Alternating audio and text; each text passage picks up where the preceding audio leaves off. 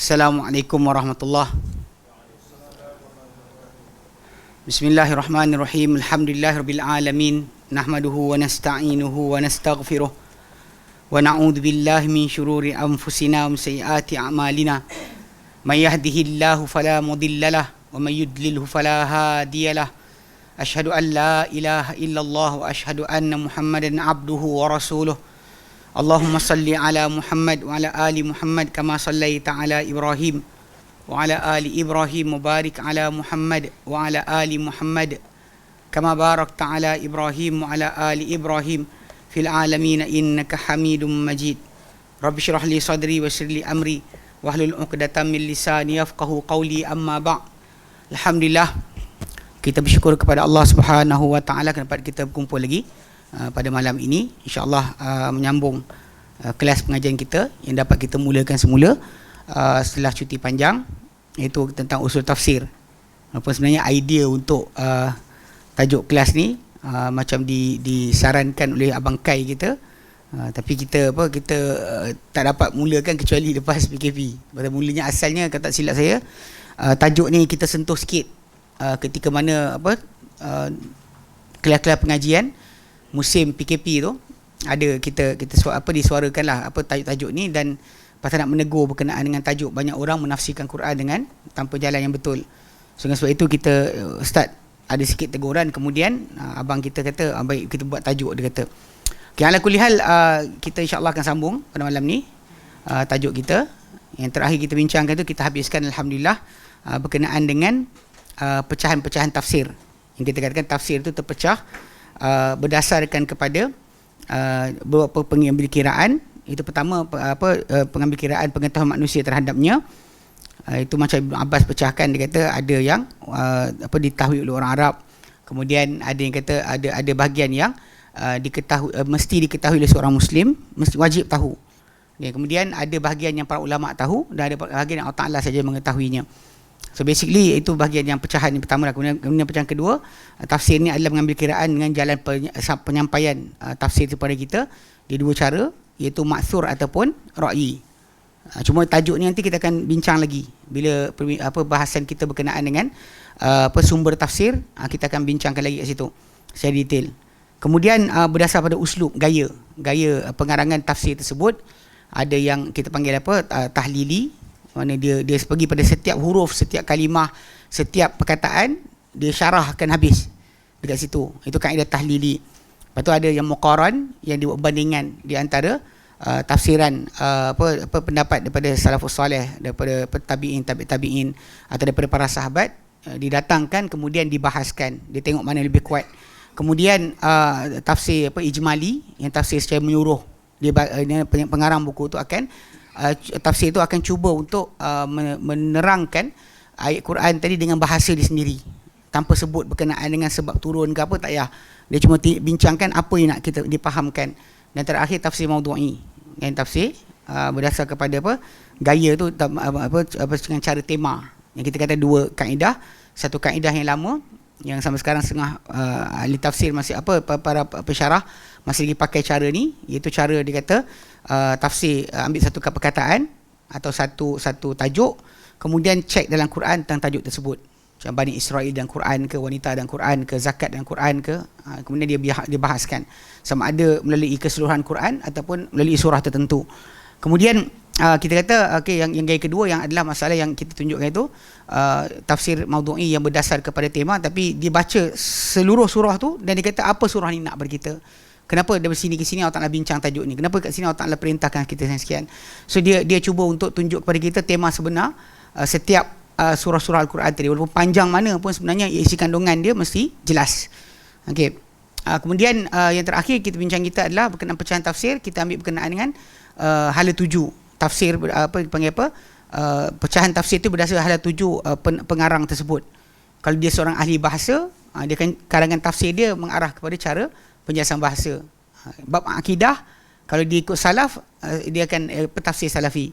Kalau dia Mu'tazilah, keluar tafsir Mu'tazili. Dia berdasar kepada hala tuju masing-masing. Sufi lah, berdasar pada keadaan masing-masing. Baik, jadi hari ini alhamdulillah kita akan sambung berkenaan dengan turukut tafsir. Ini antara tajuk penting bila kita belajar usul tafsir, ini antara cara ataupun tajuk yang mesti diketahui. Itu turuq tafsir, jalan-jalan pentafsiran. Okey, dia kata kat sini, saya pegang ni pasal ini ada tulis nombor ayat. Ni kitab yang asal lah. Yang tu yang PDF tuan-tuan tengok. Ini PDF yang asal. Yang ini ada tulis nombor ayat. Kalau kat sini tadi kejap kan kita kena buka telefon, cek balik ayat nombor apa. Kan tertinggal pula. Baik, turuq tafsir, jalan-jalan pentafsiran Al-Quran. Baik, dia kata li tafsir sittatu turuqin. Untuk tafsir ni ada 6 jalan. Ada 6 jalan. Bila kita nak menafsir Quran, dia ada 6 cara atau 6 laluan. Walladhi yudhkaru minha ghaliban arba'atun. Yang akan disebut daripada yang 6 ni kebiasaannya 4 sahaja.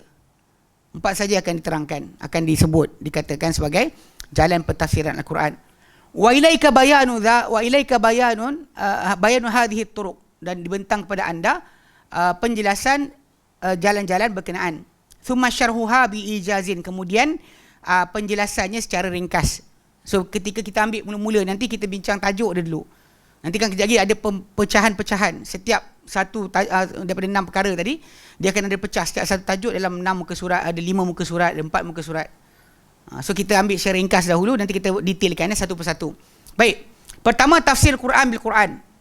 Jalan pentafsiran Quran pertama adalah pentafsiran Quran. Saya tak nak masuk secara detail sebab lagi kita masuk detail balik. Okay? Quran ditafsirkan dengan Quran. Kedua, tafsirul Quran bis sunnati.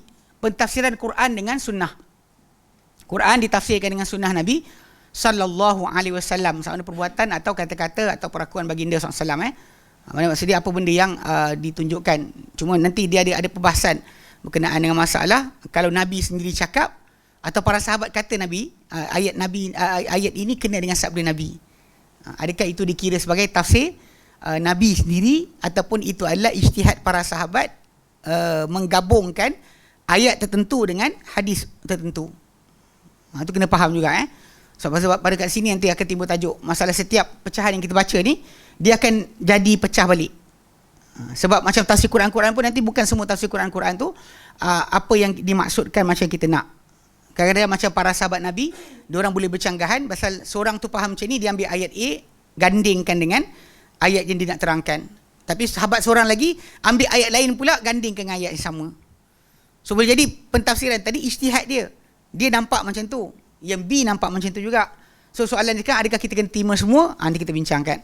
Okay, kemudian ketiga, tafsir Al-Quran bi aqwalis sahabati. Pentafsiran Al-Quran dengan kata-kata para sahabat. Okay. Keempat, tafsir Al-Quran bi aqwalit tabi'in. Pentafsiran Al-Quran dengan kata-kata para tabi'in. Okay, ni 4 ni kita kena faham. 4 ni yang dirujuk mula-mula sekali ni. Yang ini yang dikatakan biasa disebut ni.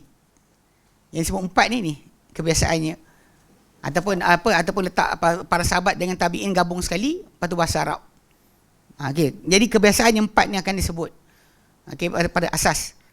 Kenapa tu? Sebab nanti kita akan bincangkan secara detail. Kenapa pertama Quran, kenapa kedua Quran dengan sunnah, kenapa ketiga Quran kata-kata sahabat, kenapa lepas tu kata-kata Quran kata-kata tabi'in.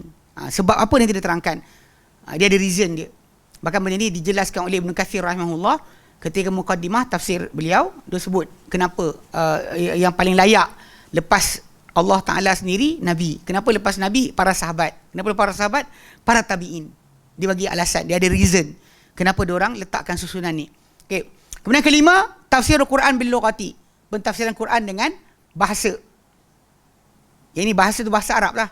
Bukan bahasa Melayu pula macam tamim tanah Melayu tu bohong lah. Kan? Tamim tanah mim Melayu. Tamim. Bukan. Bukannya tu. Itu bukan itu tafsiran betul. Tafsiran Quran ni dengan bila tafsir Quran dengan bahasa, yang ini bahasa Arab. Bahasa Arab. Lebih kurang macam kita tunjukkan hari itu berkenaan dengan syair. Normally penggunaan syair sebagai asas. Tapi syair pun pula kena detail lagi. Mesti syair jahili ataupun syair awal Islam. Kalau syair selepas mana umat Islam berkahwin dengan bukan Arab, syair itu tak kuat untuk dijadikan hujah. So bahasa telah bertukar. Bahasa atau pemahaman orang yang telah bertukar daripada yang asal.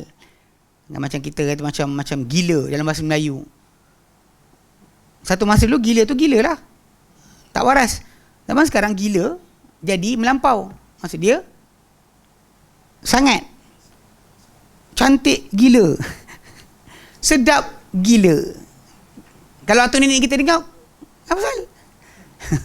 Kan hantu nenek kita dengar kan, cantik gila, ha? Apa gila pula? Cantik-cantik lah, gila-gila lah. Memanglah ada orang cantik gila ada. Tapi apa? Kan, cantik dan gila memang ada. Tak pelik. Kan? Muka lawa, apa otak miring. Tak pelik. Tapi maksud gila tak ada hilang maksud. Macam kita sebut kan penggunaan apa pig.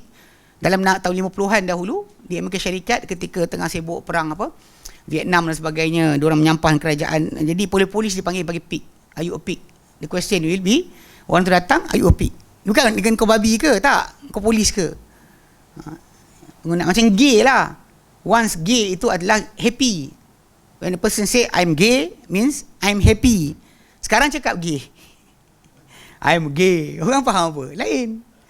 Ini pasal perkembangan bahasa kadang-kadang memainkan peranan. So kita akan detailkan nanti. Kemudian yang terakhir yang keenam adalah tafsir Quran bil ra'i wal ijtihad.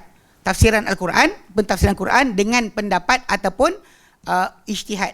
Mana apa pemikiran sendiri seseorang berdasarkan kepada kefahaman dia. Itu dipanggil sebagai pendapat atau ijtihad. So kita akan pergi satu persatu one by one kita akan ambil satu persatu. Dan memang dalam setiap tajuk ni macam saya kata tadi, apa satu tajuk mungkin 2 muka surat, 3 muka surat. Dia bukan pendek. Sebab tu saya tak nak pergi satu persatu ketika sebutkan nama ni. Baik. Awalan, yang pertama, tafsirul Quran bil Quran. Pentafsiran Al-Quran dengan Al-Quran. Okay, dia kata tafsir Quran bil Quran ni ablaghut tafasir. Dia adalah tafsiran yang paling kuat, paling sampai maksud sebenarnya. Wa dzalika li anna kullu qailin a'lam bi qawlihi min ghairihi. Itu adalah kerana setiap yang berkata-kata mestilah dia lebih tahu tentang kata-katanya banding orang lain. Bila Allah Ta'ala berfirman, maka dia lebih tahu apa dia nak. Bukan orang lain. Okay. Wala yulzamu min dhalika anna kullama qala. Tapi apa yang dia maksud kat sini? Kita pecah dua. Kita akan jumpa ada dua bentuk. Bentuk pertama yang macam Allah Ta'ala sini firmankan. Contoh Allah Ta'ala terangkan Al-Qari'ah tu apa? Kan Al-Qari'ah, Mal-Qari'ah, wa ma adraka Mal-Qari'ah. Lepas tu dia terangkan yauma yakunun nasu kal farashil mabthus. Itu penjelasan. Macam juga Allah Ta'ala kata dzalikal kitab la raiba fi hudal lil muttaqin. Soalan, muttaqin tu siapa? Baca lepas tu. Alladzina yu'minuna bil ghaib wa yuqimuna as-salata wa mimma razaqnahum yunfiqun walladzina yu'minuna bima unzila ilayka wa ma unzila min qablik wa bil akhirati hum yuqinun ulaika ala hudan min rabbihim wa ulaika humul muflihun. Apa yang datang lepas tu daripada ayat yang ketiga sampai kelima, itulah dia penjelasan siapa orang bertakwa yang dimaksudkan. Jadi kalau orang tak nak cari lain dari itu, maka dia ada masalah lah. Macam orang nak terjemahkan wali Allah tu apa. Sekarang Allah Ta'ala sendiri telah terangkan dalam Quran dan surah Yunus ayat ke-62. Kan Allah katakan ala inna awliya Allah la khaufun alaihim wala hum yahzanun. Ketahuilah wali-wali Allah tiada ketakutan ke atas mereka, mereka tak akan bersedih, tak ada takut atas apa akan datang, tak bersedih apa dia tertinggal. Okay, siapa mereka? Allah kata alladzina amanu wa kanu yattaqun. Orang-orang yang mereka ni beriman dan mereka ni bertakwa. So basic dia Allah sendiri yang jelaskan maksud apa yang dia nak. So tak patut bila kita dalam bentuk ini, bentuk yang pertama bentuk pertama yang ini Allah Ta'ala sendiri firmankan tentang satu perkara, kemudian dia sendiri yang terangkan apa perkara tersebut. Janganlah pergi buka ini, saya rasa, ana rasa ana rasa kan. Ana rasa ayat ni kan. Ada masalah kan. Bunyi si Jepun sikit kan. Ana rasa kan dia masalahnya benda ni bukan cara dia macam tu. Sebab balik pada asal, setiap yang berkata dia lebih tahu tentang apa yang dia kata berbanding yang lain. Orang lain takkan lebih tahu tentang apa dia kehendaki, melainkan dia sendiri. Okey. Tapi bentuk kedua adalah bentuk di mana kalau orang tu dia ambil ayat Quran satu ayat ni, dia baik ambil ayat Quran yang lain untuk konon jelaskan ayat ini. Faham yang kalau saya sebut yang bentuk pertama tadi, Allah Ta'ala sendiri yang firmankan, kemudian dia datangkan penjelasan lepas tu. Dia sebut orang bertakwa siapa, orang yang masuk syurga siapa, disebutkan sifat. So itu penjelasan dia. Simple tapi kalau dia kata yang bentuk lain adalah bentuk di mana seorang pentafsir Quran itu sendiri Tak kira Nabi SAW ataupun para sahabat. Cuma Nabi dia punya kedudukan lebih tinggi sebab semua kata-kata baginda adalah wahyu. Tapi kalau para sahabat sendiri, dia ambil ayat A, dia bawa ayat B. Dia letakkan ayat ini maksud ini. Ini ijtihad dia sendiri. Sebab tu kat sini dia kata apa?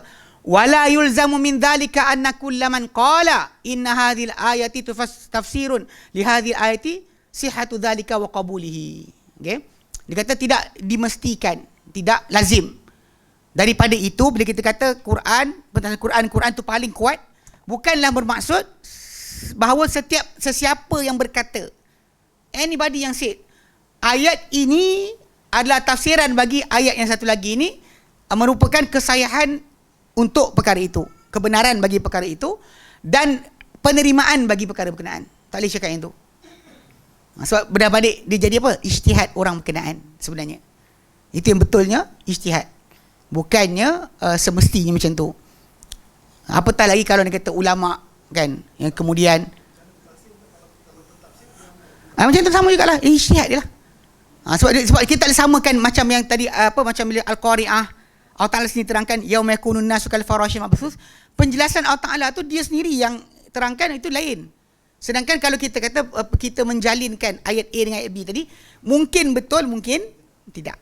Sebab kita bukan Nabi. Kita bukan Nabi. Betul lah kita banyak membaca, kita banyak belajar, temu tafsir kita buka. Tetapi itu ijtihad kita. Ijtihad ahli tafsir itu sendiri. Kena pegang macam tu. Jangan sekali-kali seorang. Pasal paling bahaya bila kita angkat seseorang setaraf dengan Nabi. Kita bimbang, kita dah angkat orang tu setaraf dengan Nabi. Dia cakap, takkan dia salah. Tapi dia hafal Quran, dia hafal hadis. Takkan dia tak tahu. Jangan cakap macam tu. Sebab dia masih lagi manusia. Kemanusiawinya seseorang itu tetap kekal. Sebab tu dia kata kat sini, bukan bila orang tu kata ayat ini tafsiran bagi ayat ni, terus kita terima dan itu adalah benar. Jangan sekali-kali macam tu. Kenapa? Li'anna hadha tafsirun mabniun ala ijtihadil mufassir wa ra'yihi. Kerana ini adalah pentafsiran yang terbina di atas ijtihad ahli tafsir itu dan pendapatnya. Wa qad la yakunu sahiha, dan barangkali boleh jadi ia tidak sahih. Mungkin tak sahih.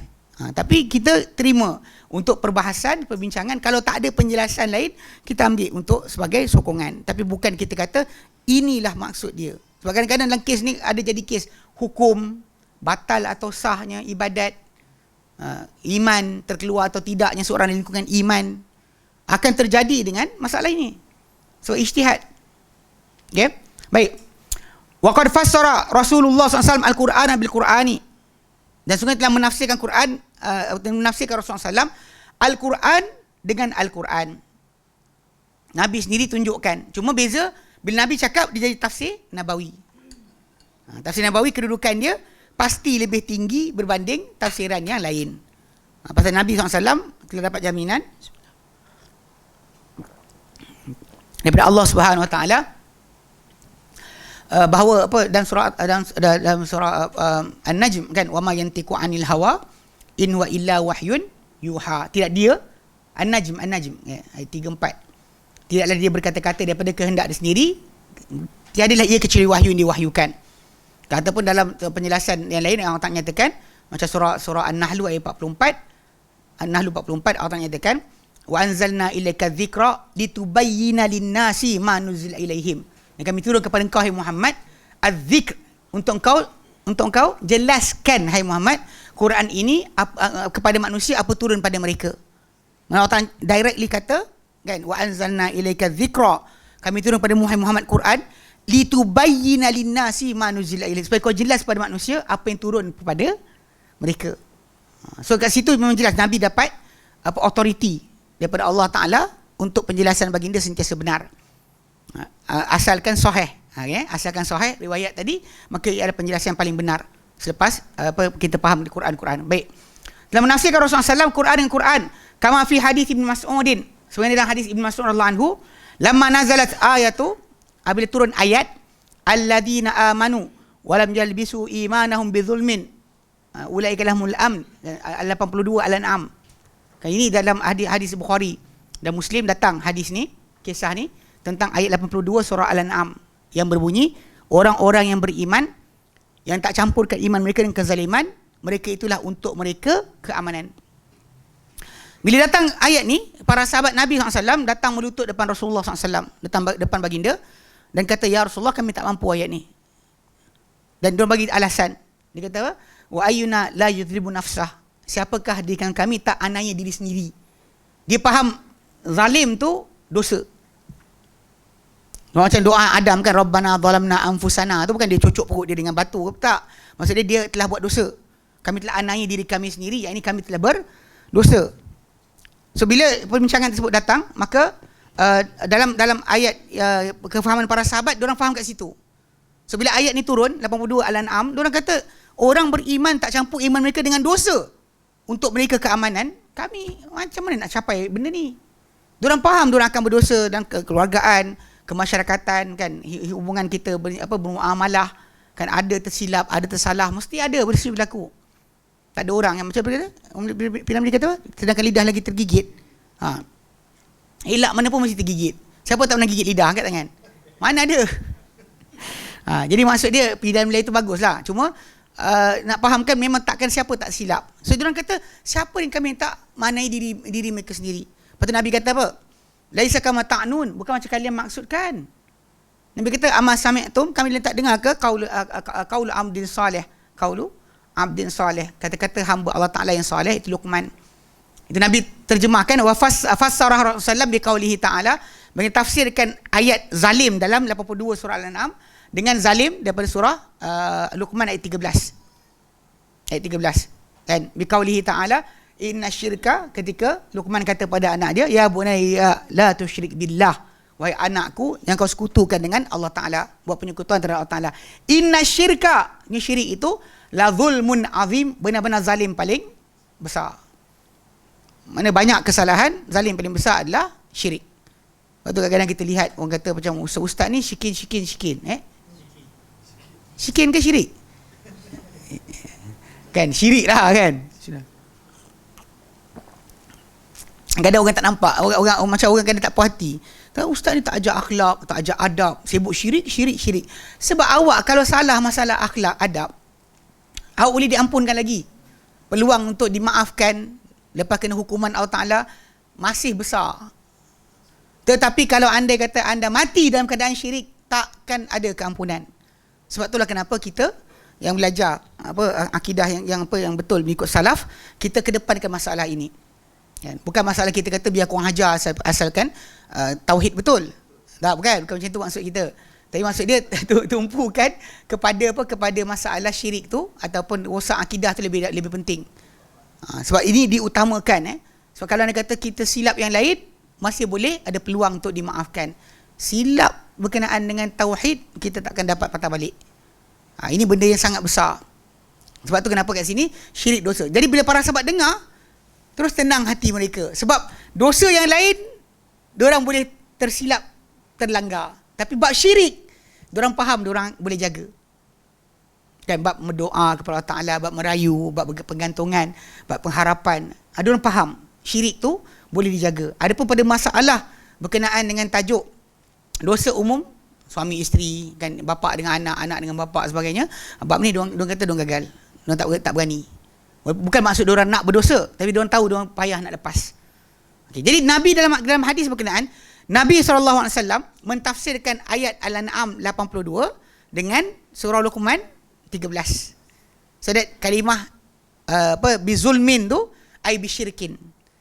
Alladzina amanu, orang yang beriman, walam yalbisu imanuhum bizulmin, dan tak campur iman mereka dengan kezaliman, itu dengan kesyirikan. Untuk mereka ada keamanan. Itu cara Nabi SAW tunjukkan.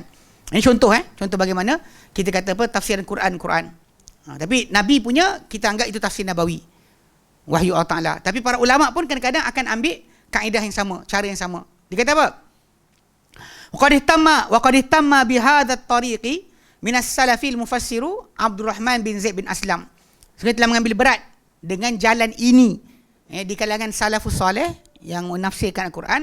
Abdurrahman bin Zaid bin Aslam, dia suka gunakan kaedah ini. Maka kalau tuan-tuan sebenarnya kalau buka tafsir Ibn Kathir pun boleh dikatakan kaedah yang sama dibuat oleh Ibn Kathir rahimahullah. Dia akan mulakan, dia akan bawa ayat Quran ni, kemudian dia kata ayat ini serupa macam ayat ni, macam ayat ni, macam ayat ni. Dia akan bawa 3-4 ayat. untuk menjelaskan satu ayat yang sedang disyarahkan. Dia tengah jelaskan ni, dia bawa ayat lain yang seerti dengan ayat tersebut. Ini cara untuk menambahkan pemahaman. Cuma nanti kita panggil apa?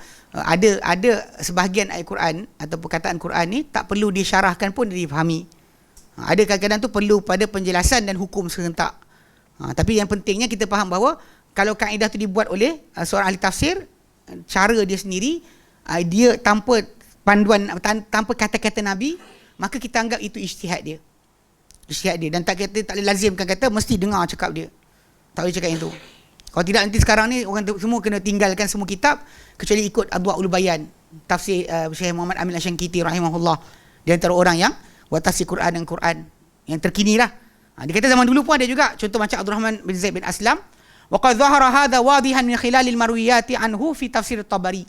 Sudah telah nyata perkara ini dengan jelas melalui riwayat-riwayat daripada beliau, kan? Bila kita buka tafsir Tabari, kita nampak lihat kebanyakan apa riwayat daripada Abdul Rahman bin Zaid bin Aslam semua berbentuk atau mengarah kepada bentuk sedemikian. Maksudnya dia akan gunakan Quran untuk menjelaskan Al-Quran.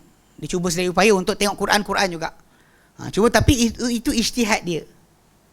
Dengan ilmu yang dia ada, ijtihad dia, kita kata tapi masih lagi apa kita panggil apa kita boleh nilai, bandingkan, tengok dia punya, tengok orang lain punya juga. Bukan kita kata mesti terima. Kalau tak habislah sekarang ni tak ada peluang untuk pintu ijtihad. Dengar ayat ni jangan lari lain. Kena faham betul baik. Okey. Okey, dia kata wa kana li Ibnu Katsir inayatun bihadha tariqi fi tafsirih. Demikian juga dan sesungguhnya telah ada untuk Ibnu Katsir sendiri nama dia Ismail bin Umar. Nama dia Ismail bin Umar. Bukan Ismail Umar ustaz kita kat Malaysia ni. Ismail Umar ni Ibnu Katsir.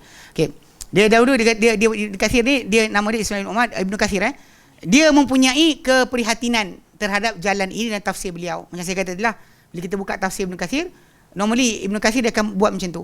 Dia akan bawa ayat Quran yang lain yang membawa pengertian atau tambah penjelasan bagi apa yang dia sedang terangkan. Apa dia sedang terangkan, dia akan cuba bawa ayat Quran lain untuk tambah penjelasan. Tapi balik macam Syekh Musa At-Tayyar kata, ini ijtihad dia. Kita boleh ambil berat, tengok, tapi kita tak dipaksa orang untuk kata mesti pegang macam ni. Itu lain sikit Baik. Wa mimman allafa fi hadha at-tariqi Al-Amir As-San'ani, Ibnu Amir As-San'ani, Muhammad bin Ismail Al-San'ani yang mati tahun 1181. Ni antara ulama Yaman As-San'ani. Pengarang kitab Subulus Salam. Subulus Salam. Dia adalah pengarang yang sama. Jadi dia ada karang. Wa unwanu kitabihi, dan tajuk kitab beliau Mafatihu atau Miftahu Ar-Ridwan. Mafatihu Miftahir Ridwan fi tafsir dzikri bil athari wal Quran. Kunci pembuka keredaan dalam tafsir zikr itu Quran dengan asar dan Quran. Tafsir Quran dengan Quran. Okey. Ini karangan Ibnu Amir San'ani. Cuma depa setakat ni dia kata masih lagi tak dicetak dengan lah, dia jadi risalah master daripada Universiti Madinah. Ada ambil. Memang dia punya manuskrip dekat bandar lama Yaman tu ada. Masjid lama Yaman ada kat situ. Baik. Kemudian wa afdalu muallifin mawjud al-an wa afdalu muallafin mawjudun al-an dan seafdal karangan yang diperolehi sekarang fi hadzal nau' dalam bentuk ini, itu tafsir Quran adalah Kitabul Imam Asy-Syankiti, Muhammad Al-Amin Asy-Syankiti yang mati tahun 1393. Dia macam dalam tahun kita jugalah. Mati dia memang antara ulama kurun yang lepas. Alladhi asmahu, yang dia namakan ia karangan beliau Adwa'ul Bayan fi Idahil Quran bil Quran. Adwa'ul Bayan, cahaya penjelasan dalam menerangkan Quran dengan Quran. Ni ada kat rak buku belakang ni ada. Dia dalam berapa jilid je. Sikit. Wa qad qaddama lahu bi muqaddimatin muhimmatin, dan dia telah dahulukan tafsir beliau ni dengan satu pendahuluan yang sangat penting fi anwa'i bayanil Quran bil Quran, pada bentuk penjelasan Quran dan Quran. Apa bentuk-bentuk dia yang kita akan baca nanti dekat bawah ni. Bentuk-bentuk bagi tafsir Quran ni, apa bentuk-bentuk yang ada. Macam mana bentuk pentafsiran Quran tu berlaku. Wa tawassa'a fiha katsira, dan beliau telah luaskan padanya sangat-sangat.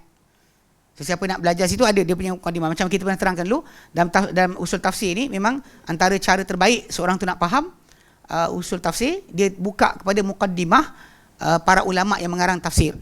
Dan zaman sekarang ni alhamdulillah kan, dengan proses penterjemahan daripada Indonesia laju, cepat kan, dah boleh dapat dah. Kalau tidak, tuan-tuan akan belajar bahasa Arab dulu dan boleh belajar mukadimah tu. Kalau tak faham bahasa Arab, nak baca macam mana? Baik. Okay, jadi kat situ ada. Jadi sekarang kita bentuk-bentuk. Okay, bila kita tafsir Quran, ulang kalau yang Allah Ta'ala firmankan, dia jelaskan lepas tu, itu memang wajib kita terima. Tak boleh kita kata ada tafsiran lain. Allah Ta'ala yang terangkan sendiri apa dia nak dengan kalimah tadi. Macam dia kata malam qadar. Kalau tak kata Lailatul Qadri khairum min alfi syahr. Apa jadi pada malam qadar? Allah terangkan tanazzalul malaikah, turun para malaikat, waruh dan Jibril. Fiha, padanya, biizni rabbihim min kulli amr. Dengan izin Tuhan mereka dengan segala urusan. So basically kalau kita faham je, kita tak perlu pening kepala lah. Kita faham malam tadi lebih baik dari 1000 bulan. Bukan perlu tunggu, perlu sekian, perlu banyak ibadat, perlu banyakkan amal. Bukan sibuk kan tunggu air beku tak, kan, air beku tak, pokok sujud tak. Ya, ada orang selagi bagus best cari pocong terjun dalam rumah tengah malam. Kalau dapat tangkap, aku nak kaya. Saya kata dengan orang cakap kan, punya banyak benda boleh minta kaya buat apa? Kan, kalau dia boleh makbulkan masuk syurga terus, peluk dia masuk syurga terus. Tak apalah kalau setakat kaya buat apa?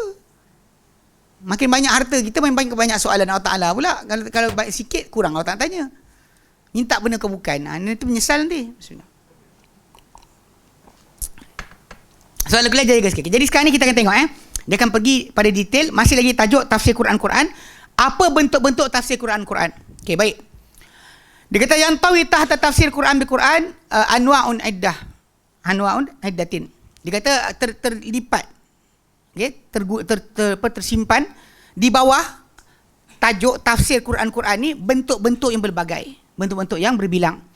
Waqad sabaqa an asyartu ila anna fi kitabi Adwa'il Bayan, dan telah berlalu saya isyaratkan kepada bahawa dalam kitab Adwa'ul Bayan karangan Syekh Muhammad Amin Syangkiti tu, bayanan li kathir min tafsir Quran, penjelasan bagi banyak daripada tafsiran Quran. Bila kita bawa ayat dengan ayat tu, apa penjelasan sebenar yang datang tu? Apa cara penjelasan dia akan terangkan. Okey.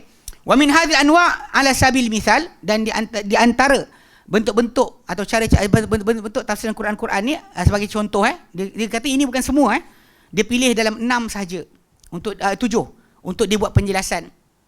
Dia bagi contoh macam mana Quran tafsir dengan Quran. Sebahagian para ulama tafsir gunakan ayat ni untuk derajat ni, tapi penjelasan dia buat tadi untuk bahagian apa? Okey, pertama, bayan mujmalin, menjelaskan sesuatu yang mujmal, yang tak ditafsirkan. Sebagai contoh saya kata tadi kan, muttaqin tu siapa? Siapa muttaqin? Dan baca apa lepas tu, kita dapatlah dia punya tafsiran. Okey. Kemudian takkid mutlak. Takkidul mutlaqi ni akan pergi detail satu persatu kita akan pergi. 7 ni kita pergi. Takkid mutlak untuk mengikat satu yang tak ada bersifat tertentu. Contoh macam kalimah, contoh macam darah. When you say darah without any sifat, dia darah mutlak. Any darah tajuk. Tapi bila Quran kata daman masfuhan, darah ditumpah ketika penyembelihan, dia jadi lain. Jadi kadang-kadang tafsiran macam ni dipanggil apa? Dipanggil apa yang mutlak dijadikan muqayyad. Tanpa sebarang sifat, tapi dengan sifat tertentu dia datang pada ayat yang lain. Okey. Sambung ya. Kemudian takhsisul am, mengkhususkan yang umum. Untuk mengkhususkan apa yang umum. Ini ada kes yang kes talak, kes edah, ada perbincangan tajuk ni. Apa yang umum pada semua wanita, tapi ada khusus pula. Dikhususkan daripada yang ramai tadi, apa yang dikhususkan. Kemudian keempat, tafsir mafhum min ayatin bi ayatin ukhra. Pentafsiran mafhum satu ayat pada satu ayat dengan ayat yang lain. Ini termasuk dalam bentuk masalah, kadang-kadang kena tengok juga, nanti diterangkan. Sebab kadang-kadang benda tu dah jelas. Cuma mungkin orang tu bawa kan, baca ayat tadi, dia bawa ayat satu lagi mungkin untuk penjelasan tambahan sahaja. Pasal ayat ni bila ayat tu dah jelas, bila kita datangkan juga dengan penjelasan tambahan, itu bukan tafsir dah sebenarnya. Itu cuma penerangan tambahan yang bukan tafsir. Sebab tafsir ni mesti berkaitan dengan sesuatu yang muskil, tak dapat difahami, dirungkaikan. Dan kita bincang dulu kan, bila kita kata tafsir, sandaran tafsir ni, ada benda yang orang Arab tahu. Orang Arab tahu. Dia tak akan tanya. Sebab tak ada macam alladzina tu apa, tak ada jelas. Sebab alladzina tu alladzina ada di isim mausul. Orang Arab tak pening kepala. Tak ada macam apa pasal ni, tak ada. So tak ada perlu tafsir sebenarnya. Kalimah macam ni, kita yang tak belajar bahasa Arab dan kita terus faham. Tanpa perlu masalah macam home, mereka. Perlu kat ha tu ha apa? Mim tu mim apa? Tak perlu penjelasan tambahan. Macam ni kan. Kalau anda kata ada orang buat penjelasan juga menggunakan contoh ayat ini dengan ayat satu lagi, maka penjelasan tambahan tadi bukan dikatakan tafsir sebenarnya. Kita teruskan juga. Ini antara pecahan yang ditemui dalam apa bentuk-bentuk yang dibentangkan oleh Syekh Muhammad Amin Asy-Syankiti rahimahullah. Okey. Tafsir mafhum satu ayat dengan ayat yang lain. Kemudian kelima, tafsiru lafzatin bi lafzatin. Pentafsiran satu lafaz dengan lafaz yang lain. Lafaz kat sini diterangkan dengan lafaz yang satu lagi. Contoh macam apa? Pentafsiran apa? Macam isteri kepada Nabi Nuh kan. Isteri Nabi Lut. Kan ajuz kan. Illa ajuzan fil ghabirin. Siapa ajuz ni? Siapa perempuan yang ajuz ni yang dimaksudkan? Jadi kadang-kadang ditafsirkan ke tempat lain dengan kalimah yang lain. Kadang-kadang kalimah di sini kalimah lain, kat sini kalimah lain. Di sini illa mra'atah. Di sini datang satu sini ajuz. Kata seorang perempuan tua. Kat sini kata isterinya. Isterinya, kecuali isterinya yang ditinggalkan. Okey, jadi maksud dia kat sini panggil perempuan tua, kat sini panggil isterinya. So kadang diterjemahkan macam tu. Itu tafsir pentafsiran lafaz dengan lafaz. Kalau kita buka ini tak nampaklah perempuan tua mana. Jadi kita buka surah ni, isteri dia. Maksud tu akan datang dengan penjelasan sedemikian. Okey. Kemudian tafsir makna bi makna, tafsir pengertian dengan pengertian, nanti kita tengok contoh dia. Yang ketujuh tafsir uslub fi ayatin bi uslubin fi ayatin ukhra. Pentafsiran satu uslub dalam satu ayat dengan uslub ayat lain. Di bawah ayat yang lain punya gaya dipakai dekat sini untuk tengok macam ni Allah Taala cakap kat sini macam ni, macam Allah Taala cakap macam ni dekat ayat lain. Gaya. Macam kita terang itu kan, macam apa uslub ni yang macam kita kata itu macam orang Arab faham bila sebut dzuk innaka antal azizul karim kan, rasakanlah engkau lah yang amat perkasa lagi mulia. Kata-kata tersebut untuk hina, bukan untuk puji. Bukan maksud dia rasakanlah wahai orang yang baik, tak, bukan maksud dia itu. Dia perli. So macam uslub gaya tadi kat sini dipakai, digunakan gaya tersebut pada ayat satu lagi untuk difahami kat situ. Tapi sebenarnya ini pun sama dikatakan oleh Syekh Musa Tayyar dekat sini, dekat buku yang terbaru ni. Dia kata bentuk ni pun juga sebenarnya kalau sebenarnya tak dikatakan sebagai salah satu bentuk tafsiran Quran. Dia lebih kepada kadang-kadang satu ayat dah jelas dah gaya tersebut dipahami tanpa ambil ayat ni pun. Faham tak? Tak perlu ambil ayat ini pasal dalam kaedah bahasa Arab dah ada cara tersebut untuk maksud berkenaan. Tak perlu kepada ayat Quran yang lain untuk penjelasan. Okey, sekarang kita akan masuk pada pada satu persatu dia akan terangkan. Dia kata wasatajidu ghairaha minal anwa'il lati dzakaraha al-Imam Syankiti fi muqaddimati kitabih. Dan anda akan dapati ada selain daripada yang tujuh kita sebut ni, daripada bentuk-bentuk yang disebut oleh Imam Syankiti, Muhammad Amin Syankiti dalam muqaddimah kitab beliau. Okey. Dan dia kata wala istaqraita kutubut tafsir, dan kalau anda banyak membaca secara menyeluruh kitab-kitab tafsir, yang ini kena rajin lah kan, baca kitab kan. Jadi baca menyeluruh allati tu'na bi tafsir Quran bil Quran, yang mengambil berat, kitab-kitab tafsir yang mengambil berat tentang pentafsiran Quran la zaharat anwa'un ukhra fi hadha at-tariq, nescaya akan muncul bentuk-bentuk yang lain dalam jalan ini. Jalan tafsir Quran ni ada benda-benda lain yang berlaku selain daripada bentuk. Dan kalau ikutkan pada yang bentuk atas yang mujmal, mutlak, takhsis ni, ini kaedah yang biasa berlaku pada usul fiqh. Dan kaedah usul fiqh kan, bila kita nak faham ayat ini tak faham, kita ambil ayat lain untuk fahamkan. Mana dia tahu macam Al-Quran Karim datang sini mutlak, sini muqayyad. Sini datang tanpa sebarang sifat, sini datang dengan sifat tertentu. Sini datang umum, sini datang khusus. Dia akan datang sedemikian. So bagi orang yang membaca Quran dengan menyeluruh, insya-Allah dia akan jumpa pengertian ini. Okey, baik. Dia akan terangkan sekarang satu persatu. Baik. Amthilatun lil anwa'is sabiqati. Contoh-contoh bagi bentuk-bentuk yang telah lalu. So bila kita kata dalam tafsir Quran kadang-kadang datang tafsiran tadi untuk mentafsirkan contoh yang mujmal. Mana datang kalimah tadi tanpa penjelasan, datang penjelasan pada tempat yang lain. Cuma kalau macam saya sebut tadi, ulang balik, mana yang Allah Ta'ala firmankan muttaqin, Allah Ta'ala terangkan sifat lepas tu, ini tafsiran yang Allah Ta'ala terangkan sendiri. Ini memang kita kena accept. Tak boleh kita kata macam saya rasa, tak. Tapi kalau macam seorang ahli tafsir tu kata, ayat ini macam ayat sana. Dia ambil ayat tu, dia bawa ke sini. Dia akan jadi masalah kat situ. Dia macam baru-baru ni macam kes, apa, saya ingat. Kan, saya rasa pernah kot kita buat tajuk tentang apa, Quran sebagai penawar. Quran sebagai penawar, Quran sebagai syifa. Ingat? Siapa ingat tak ingat? Okey, saya bawa 4 ayat Quran. 4 ayat Quran untuk menjelaskan maksud yang orang Malaysia faham, boleh kata salah. Boleh kata salah sebab banyak orang duk jadikan Quran ni jadi mentera. Dia kata apa salahnya baca, dia boleh baca benda lain, baca Quran, dia kata. Untuk orang sakit. Sedangkan Nabi sendiri SAW, kalau kita tengok, baginda tak baca kepada orang ayat Quran untuk baca. Bahkan Nabi akan ada as'alullahal azim rabbal arsyil azim ayashfiyak, atau Nabi kata bismillah arqiq, kan. Ini lafaz yang Nabi gunakan, bukan Quran. Even Nabi ajar sahabat yang pegang badan dia sakit, kan, tak masuk Islam dia sihat, masuk Islam dia sakit. Dia masuk Islam sakit. Kan Nabi kata sebut pegang apa, Uthman bin Abil As As-Saqafi, kan Nabi suruh pegang badan dia dan sebut bismillah 3 kali. Kemudian 7 kali a'udzubillah wa qudratihi min syarri ma ajidu wa hadir. Nabi tak kata baca ayat lain. Nabi tak kata baca ayat A, B, ayat ni, ayat ain ke, ayat sekian ke, wa idza batashtum jabbarin ke, tak. Nabi tak ajar itu. Okay, itu contoh nak faham kan. Cuma macam nanti kalau kita masuk nanti saya cuba terangkan. Sebab kes dia pasal ayat tu datang 4 kali. Kalimah Quran sebagai syifa ni datang dalam 4 tempat. Tapi datang secara mutlak tanpa ikatan syifa saja pada 3 tempat. Tapi datang dengan syifa lima fis sudur dalam surah Yunus 57. Dalam surah Al-Isra ayat 81 datang dengan lafaz hudan wa syifa, kan. Ataupun syifa wa rahmah. Kan. Kemudian dalam surah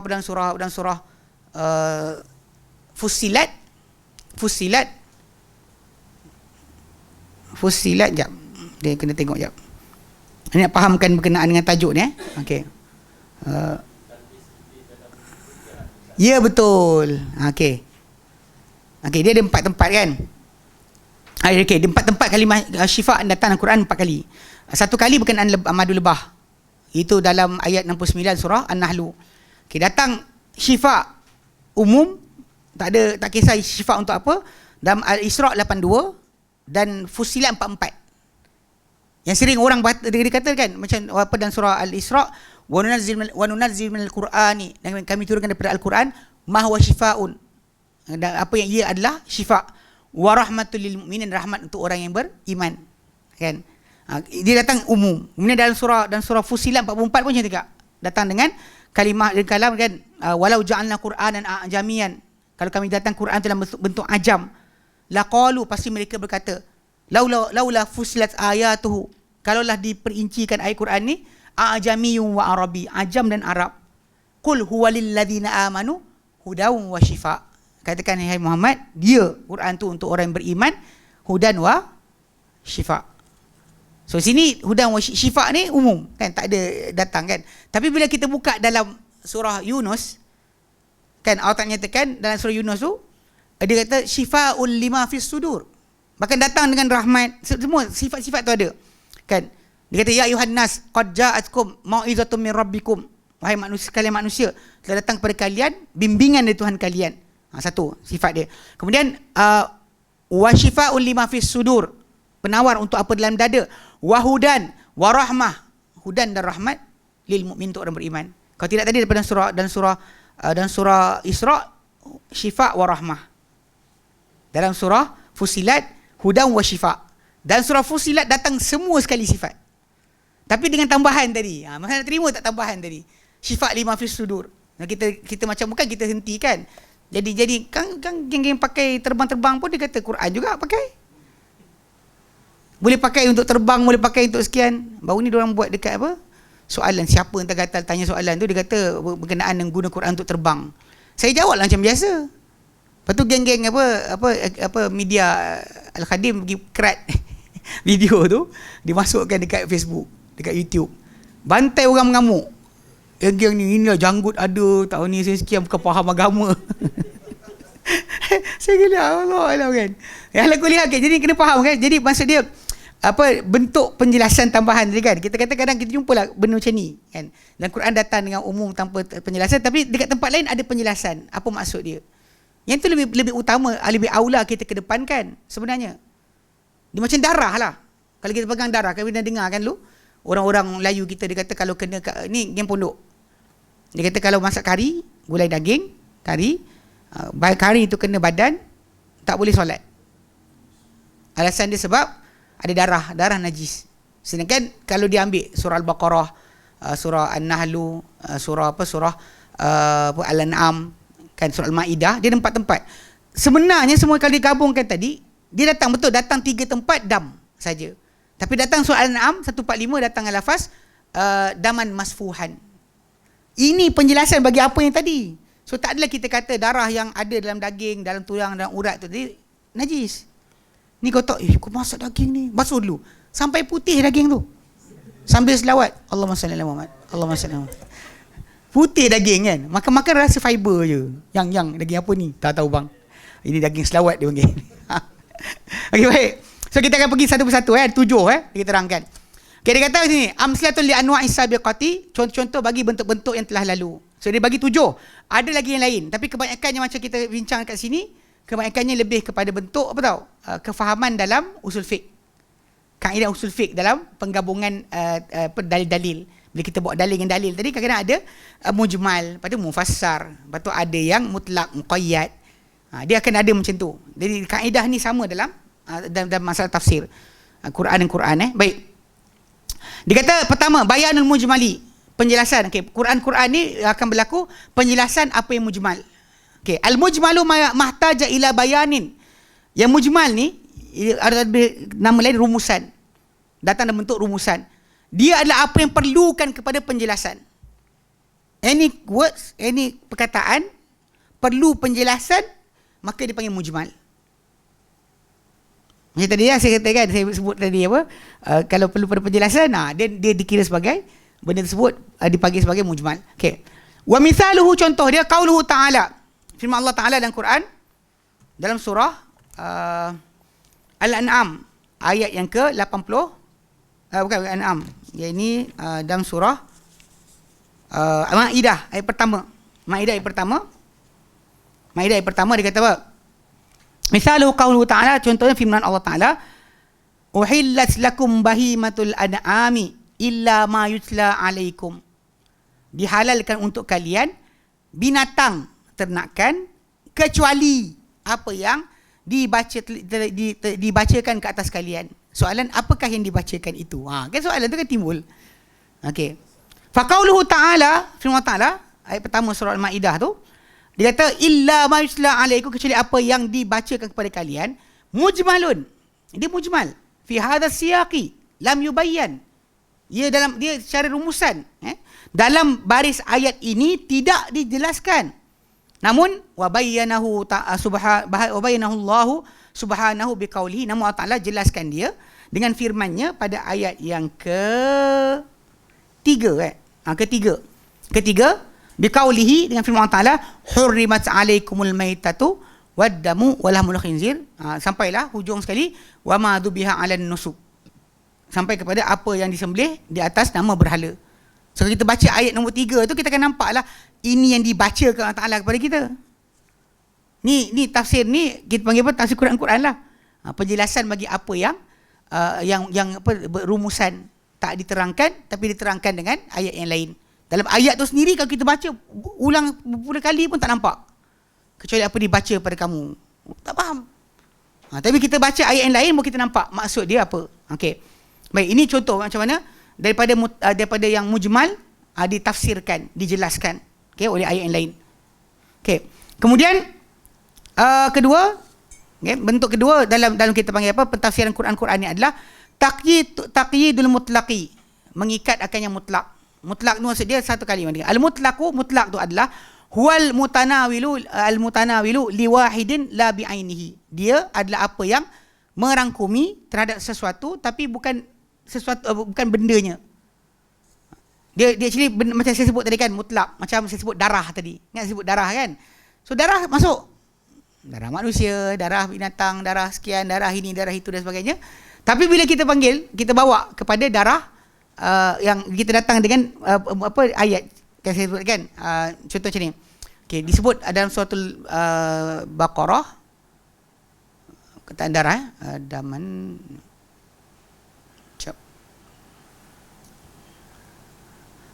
yang syifa tadi tak boleh, nanti diorang gaduh, kena serang nanti dengan apa ni.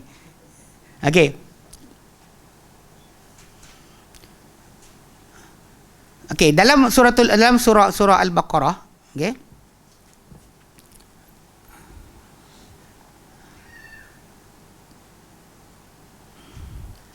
Suratul Baqarah ayat 117 sekejap.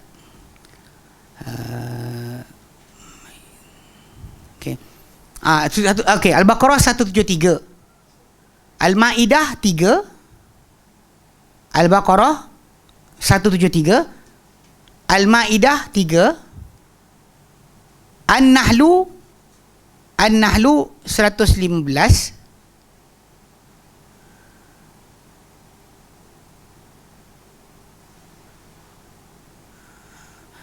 Dan surah apa? Surah Al-An'am 145. Okey, empat tempat ni.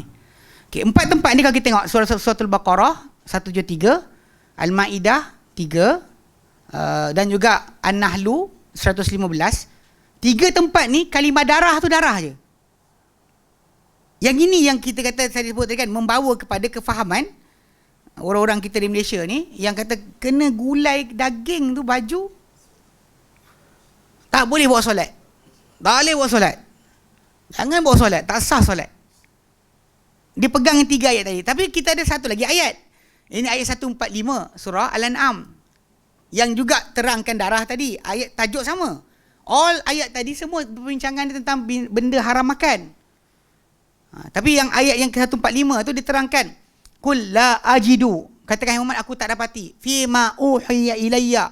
Pada apa diwahyu kepadaku, muharraman ala ta'imin yata'amuhu, haram kata orang makan memakannya, illa ayyakuna maitatan au daman masfuhan, kecuali ia adalah bangkai atau darah yang ditumpahkan ketika sembelihan. Itu darah yang perbincangan dia. Adapun darah dalam daging, dalam urat, dalam tulang, dalam sungsung sebagainya, makan. Tak lalu yang bising. Kadang orang tu pergi makan steak kan. Gila kau makan darah. Beli-beli KFC kan. Kalau bab kesihatan awak bimbang, okey. Faham maksud dia? Bimbang. Bab kesihatan. Salmonella. Benda tak nama dia. Yang apa, kalau binatang daging tak masak betul, ada bakteria tertentu, boleh mati. Ada satu family kot, buat kena kahwin. Dia dedahkan ayam tersebut, tak goreng terus. Orang-orang dulu, dia daripada ayam tu dah kuning tu, dia goreng terus. Dia kering pun tak apa. Besok buat masak merah, tapi hari ni kena goreng siap-siap. Awak tak ada petaih besar, dia kata. Dia goreng siap-siap. Sebab kalau biarkan, bakteria tu akan masuk dan dia akan menyebabkan orang yang makan sakit. Bahkan boleh mati. Itu kita faham. Bab bimbang itu silakan. Tapi bab kerana macam darah kan, itu masalah. Saya bukan ajar awak makan darah. Saya nak ceritakan bahawa Aisyah radhiyallahu anha sini ceritakan bahawa dia dahulu makan, Nabi makan, kadang-kadang menitik darah ni pun Nabi teruskan makan.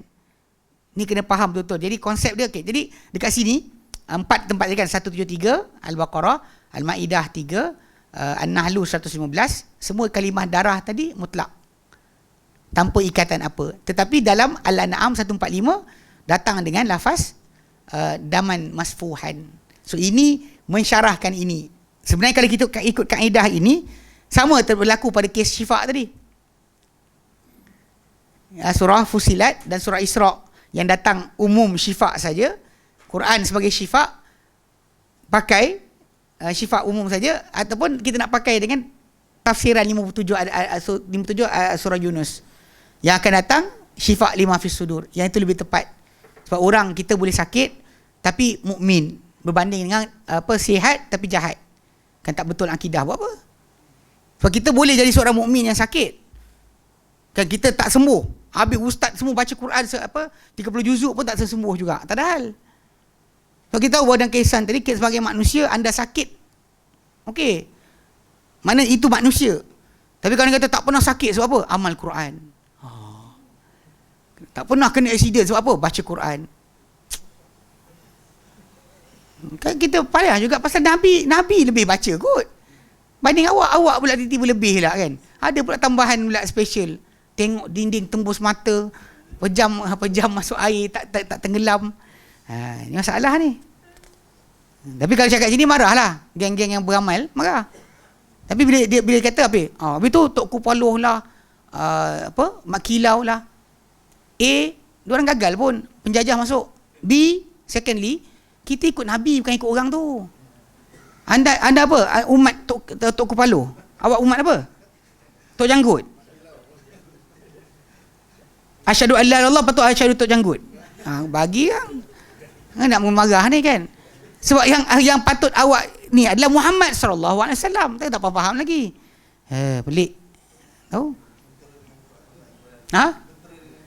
Menteri Quran. Dia ada satu USM ada keluarkan. Apa dipanggil menteri Melayu. Dia ada transition tau. Daripada zaman awal seru jin mambang.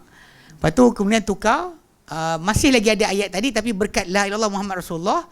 Kemudian dengan pengaruh Syiah Baginda Ali, Fatimah sekali keluar. Lepas tu last sekali terus Quran. Dia ada peringkat-peringkat dia. Dia Islamisasi, yes. Islamisasi. Ini masalah yang masyarakat kita. Salah beramal Quran salah. Marah dia orang. Baik. Okey, seterusnya. Okey, jadi dekat kat sini takyid mutlak. So mutlak ni maksud dia apa yang kalimah tu kita sebut darah. Semua kena. Kan? Jadi dekat sini yang mutanawil li wahidin la bi ainihi, tapi bukan ain dia, semua yang terlibat dengan tajuk tersebut. Walahu taqsimatun fi usul fiqh, dan dia ada pecahan-pecahan dia dalam usul fiqh. Wal muradu huna, dan dikehendaki di sini adalah bayanul misal, penjelasan contoh saja. Wa min amsalatihi, di antara contoh dia adalah qauluhu ta'ala, firman ta'ala dan Quran dalam surah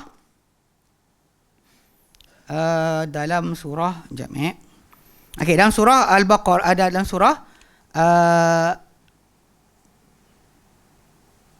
ni mana ni? Okey. Dalam surah Ali Imran 90. Ali Imran 90. Allah nyatakan a'udzubillahi minasyaitonirrajim. Innal ladzina kafaru ba'da imanihim. Sungguh orang yang kufur sesudah keimanannya, tsummazdadu kufra, dan tambah kufur pula, lan tuqbala taubatuhum, takkan diterima taubat mereka. Surah Ali Imran 90. Okey. Ni kadang-kadang kan, bila kita tengok orang tu yalah jahat jadi baik, kemudian lagi jahat. Kadang-kadang ada orang kita kan lagi jahat, tak guna kau taubat. Dia baca ayat ni contohnya kan. Kita ayat 90 menunjukkan bahawa orang tu kalau dia dah kufur sudah keimanan, soalan dia boleh taubat boleh tak? Ini persoalan yang timbul. Kalau dia ada peluang untuk bertaubat, boleh tak dia taubat? Bertambah kufur, takkan diterima taubat mereka. So, tak terima taubat ni, apa maksud dia? Sebab kadang-kadang kita nak ajak orang tu tinggalkan maksiat, tinggalkan dosa. Betul, ada orang kata, tak guna dah kau taubat, Tuhan tak terima dah taubat kau. Okay, macam mana kita nak fahamkan kepada orang sebut? Kalau dia baca ayat ni, 90 ni saja, dia akan baca macam tu lah. Dah lah kufur, dah iman dan tu, lepas tu pergi minum arak, berjudi, berzina dan sebagainya, kemudian nak suruh taubat balik. Macam mana? Nak cakap apa? Okay, kat sini kata apa? Qala ba'dul ulama. Yang dimaksud apa kata para ulama? Yakni, ini maksudkan dengan ayat 90 Al-Imran ni adalah, yakni idza akharu taubata ila huduril mauti. Kalau mereka tangguhkan taubat sehingga hadirnya kematian. Fatabu hina idzin, mereka taubat ketika itu, di situlah tak diterimanya. Sebab sebenarnya macam kita tak kontradik, sebab selagi mana matahari tak terbit dari barat, tak keluar asap, tak keluar dajjal sebagainya, ni kena ingat pasal ada tanda-tanda kiamat yang kalau terjadi tak guna taubat. Antaranya dabah, antara matahari terbit dari barat. Tapi selagi tak terbit matahari dari barat, contohnya sekarang ni, kau orang tu dah buat macam-macam benda. Macam katakanlah Ayapin kan, dia nak bertaubat. Kata saya salah, saya nak taubat. Kita nak kata dia ada lagi ke tidak?